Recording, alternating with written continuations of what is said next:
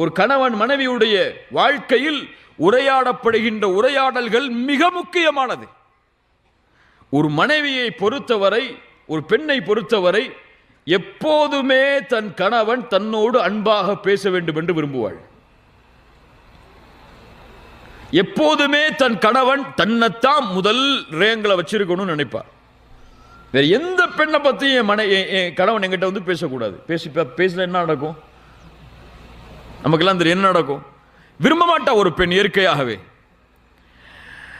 ஒரு பெண் எப்போதுமே கணவன் தன்னுடைய அழகை கூறிக்கொண்டே இருக்க வேண்டும் என்று விரும்புவாள். நம்ம விரும்ப